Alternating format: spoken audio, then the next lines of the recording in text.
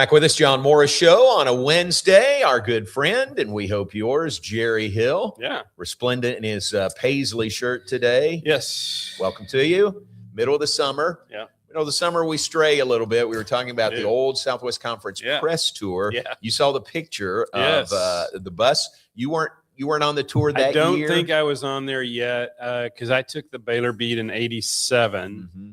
And that would have been when I started, I think, doing the tour with John Werner. Yeah. So I don't think I was on it that year. I remember the stories about the bus being stolen, but I was not on the tour that year. Legendary. And the tour, we've said this before, actually was started by Mr. Dave. Yes. Before it was officially a Southwest Conference press tour. He and a couple of others? Yeah, it might have been, I don't know if it went back to Blackie or some of the older guys. There would have been one from Austin, Fort Worth probably. Yeah. So just a handful of guys, and they would a lot of times they would just go in a car, like carpool, to go to the next stop. That's right. Yeah, and it was they went to Junction. I remember went that to Junction. That was A&M. Yep, that was Bear Bryant's first year there, and the legendary stories about how they took 3 buses and one went back to A&M after that camp. So, only ones that were left. Yeah.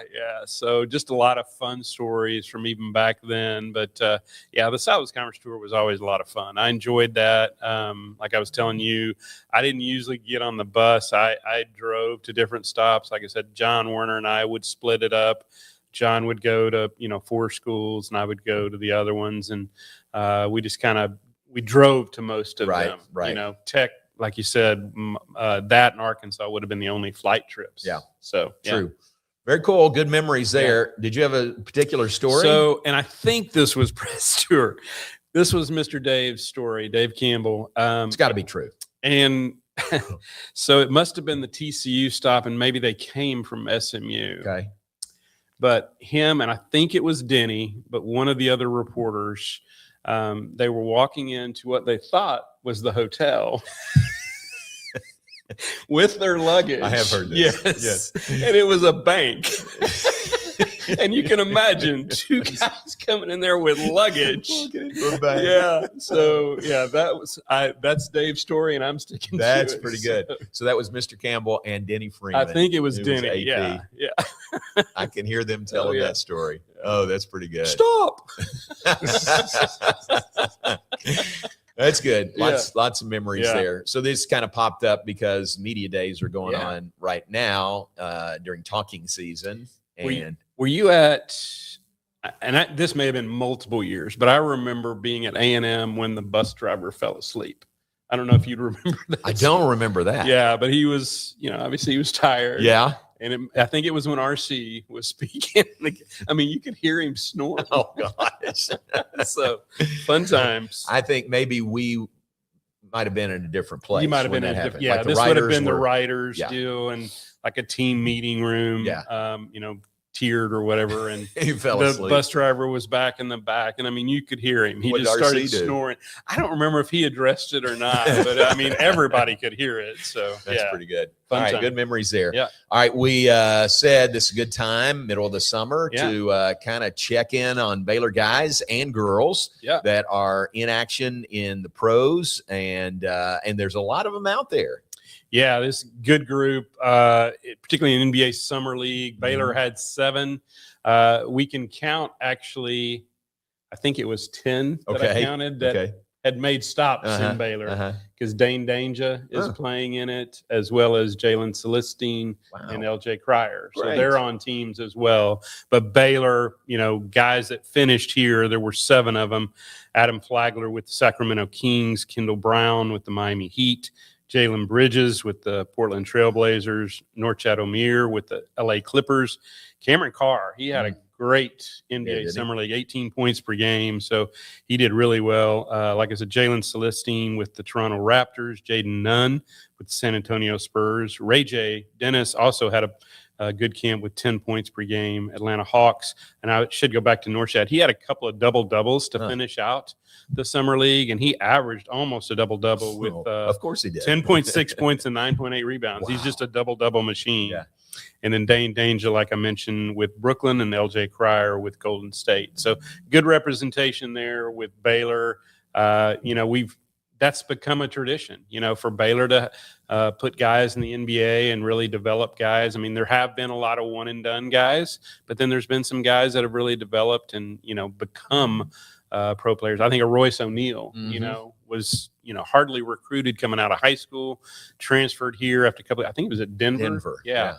Transferred here, played well, had a good college career at Baylor, but he's really blossomed in the NBA. He's had a good long career. Yeah. So that's kind of the things you like to see. Torian Prince was another one that, again, wasn't much of a recruit coming out of high school, became an NBA draft pick, I think first round draft pick, and has had a good NBA career. So we've got a lot of success in the pro ranks. That's very cool. Yeah. And so many of those games were on TV. They televised most of those NBA Summer League games. Yeah, that's cool. Yeah. I mean, and obviously that's just part of the road for them. Now they go to training camp. Right. Now they got to earn their spots on the team. But I think in some of these cases, I would say Cameron, I don't know that he's locked down a spot, but being a first-round pick and then doing what he did in the summer league, I think he's made a good statement to be on that team.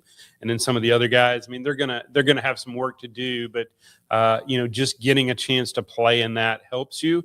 And then hopefully you have a great training camp and you make the team. Cool, very good. Along those lines, next week, and I'll be gone on vacation, so I'll miss this, but next week is Vets Week for Baylor basketball. Oh, okay, great. That's the week in the summer where all these vets are invited back, and so many of them come, and they will play against the current Baylor guys. Right. And it's a great workout for them. It's good for our players or current players to go up against these guys. Right. So Baylor does that, I think, better than anybody. So being vets, I can think of at least 3 on staff. Would they also play in it? Not so much. Jonathan Chama, Chachua, Jake Lindsey, and Tweedy. Right? Yeah, not so much. They're coaching. They'll be coaching. Okay. Right. I saw Jonathan was mic'd up the other day. That was cool. Yeah.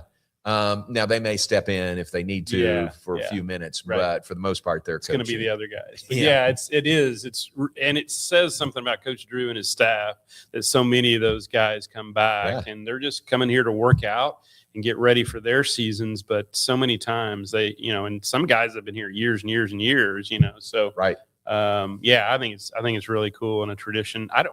I'm guessing Coach Drew started. I don't remember. I think so. I don't remember anything before that. And he's really, he obviously welcomes them back, and they do a great job with that. And it's good experience for your players coming back for the team because they get to go against NBA guys. So I think it's great for both sides. I mean, I think, the NBA guys or the pro guys enjoy coming back and spending some time. And of course, for some of them, they never played at Foster. Right. So it's kind of a new experience for them as well. Right. So that'll be fun. It's fun. So that's next week, Vets Week coming up. How about the women's side, about the WNBA? Yeah, we got 5 right now on WNBA rosters. Melissa Smith, Las Vegas Aces. She had been with the Fever. And I think maybe she got traded to Dallas and now she's with Las Vegas. And she's averaging 12.2 points, 6.1 rebounds. So she's probably the best among Brittany Griner is probably still the best, several-time All-Star and Hall of Famer. I know somebody that's going into this year's Hall of Fame. He will join both Brittany and Odyssey Sims. Odyssey Sims is still playing. And in Brittany's case, I think this might be her 14th or 15th season. So Brittany's still playing with the Connecticut Sun, 14.2 points and 5.6 rebounds. That's a big deal, that trade, wasn't it? Yeah, it was. With her? I mean, and she was with Phoenix, obviously, forever. Yeah. And then I think she spent 1 year in Atlanta, maybe. And then now she's with the Connecticut Sun. Right. So, and I think it was a good move for her, too. So, and then Odyssey Sims with the Dallas Wings. Dejanay Carrington with the Chicago Sky, and Dariana Littlepage Buggs made the Washington Mystics roster. I think she's only played in 1 game, but made a roster. Nice, which is cool. Again, I think some people wondered, she's kind of a tweener. What's she going to play? I think she's listed as a guard with the Mystics. So we'll see. I mean, I think if she gets her chance, she's going to have an impact. Like I said, she played in that 1 game. I think it was Saturday. But I think if she gets her chance, she's going to play and she's going to do well. And if not, she'll go overseas and do well there. And I know there's a lot more playing overseas, but that's the 5 that are on WNBA rosters right now. And every year Baylor leads the Big 12 in that, among players in the WNBA. Right. So yeah, I mean, right now we have 5. I mean, we've had as many as 6 or 7 or so, 6 or 7. But yeah, right now we have 5. Gotcha. Sorry. WNBA is going on right now. I mean, they're in season. Baseball's going on. Major League Baseball. We got a lot of guys. Heard you talking about Mr. Muncy. Hit the 2-run homer last night to beat the Dodgers 2-1. And you mentioned now tied for second most How about that? LA Dodgers history. Yeah. Only reason I knew the Eric Karros trivia was because I had read the AP story. It was actually listed in there, tied with Ron Say. Now, what I had looked at was I think Max has unless I read this wrong, I think he has 232 major league home runs, 227 of them, I believe, with the Dodgers. Okay. I think now. I don't know that they count postseason, but postseason he's at another 16 or 18. Yeah, so, that should count in your so stats. they may count with that as well. Okay. So, also last night, our boy Shea Langoliers hit his 23rd homer of the season. Wow. The A's were trailing 4-0 or 4-1. He hit a homer in the 8th to get them back, and then they tied it in the 9th. But then Arizona had a walk-off 6-5 win in the 10th. So, but Shea hit his 23rd home run of the season. Wow, He's had a heck of a year. All-star. And then completing that Baylor trio, Nick Lofton had the game-winning hit for the Royals against the Giants. I believe it was in the 6th inning, got an RBI single. So Nick's doing well as well. He I think he's raised his average to around 250. He was struggling earlier in the year, but again, he's on an MLB roster. There's not a lot of those spots. That's so great. He's doing well. Cool. What about Cody Bradford's status right now? Everything I've read is that he's progressed and he's close to getting back. Okay. I think they had hoped maybe he would be back by now, right after the All-Star break. He's not there yet. They need him. I mean, because they've had some issues in the rotation and trying to find the right guys there. So I think it's him and Montgomery maybe that are on their way back. So I know they'd like to have him back and at least give them either a longer relief guy in the bullpen or hopefully a starter that they can count on. Because really, I mean, past Nathan Eovaldi and sometimes Jacob deGrom. I mean, it's really been a question mark. Now Rocker pitched really well last night, but yeah, that's been an issue is the starting rotation. And if Cody can get fully healthy and be in there, I think he'd be a huge help to them. Cool. And I push for the AL West title. They're in the hunt. They're a 500 team, but they're in the hunt. They're in the hunt. All right, golf. How about golf? We talked a lot about Johnny Kiefer lately. Yeah, that he played in the Open. The Open. He tied for 59th.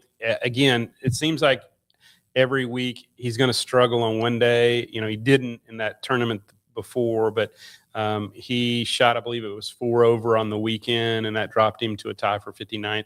Still earned over $43,000. So he continues to climb, and he's doing well on both the money winning list and the point standing. So he's doing well, and he is playing in the 3M Open this week in Minnesota.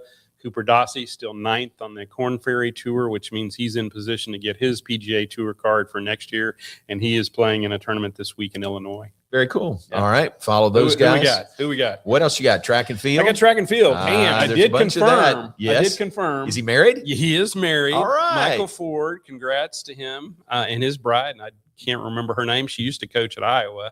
But yeah, they got married on Friday, the 17th. It was in Cancun. Okay. He said they got a little overbooked because they had sent out, I think it was 50 invitations, and they were thinking maybe 30, 35. There were over 70 people there. Destination wedding, Cancun in the summer. There. So they were there. So yes, they got married, and now he's on to whatever stop is next. Actually, the USA Championships are this week in New York, which is back to his home area. Yeah. And Tariah Kelly is there along with Malik Franklin and Pole vaulter Tinley Kuhn. Those are the current Baylor people. Well, Tinley just finished. Tariah just finished. But let's see, who was the other one that I said? Those are the two. Malik Franklin is back. And then this past weekend, the Diamond League was in London, and Demario Prince, which I asked Coach Ford about this, because he's running a couple of pro events, and you can do that, and I think even get money, certain amount. I think it pays for your expenses and stuff. So he can do that in a few meets. So he's doing the Diamond League, or he did the Diamond League in London this past week, and he was 7th in the 110 hurdles, and Nathaniel Ezekiel was 4th in the 400-meter hurdles. The one that caught my eye, though, and this isn't Baylor related, I don't know if you would have seen this, but the mile record. I didn't see. Oh, I did see that. Oh my God! I went back and watched the whole replay of it. 3:42.66. Jeez, for and a mile.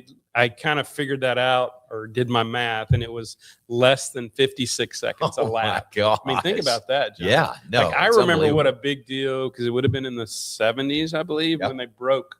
May have been earlier than that, but when they broke the 4-minute mile. And now 3:42.66. Unbelievable. That's incredible. He's from Britain.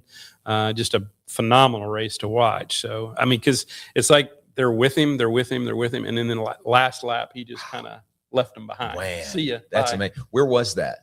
You know what meet that was? That was the one in London. Oh, in London. Yeah, okay, so that was the Diamond League meet in London, and I don't even remember what the record was before that, maybe around 3:44, 3:45.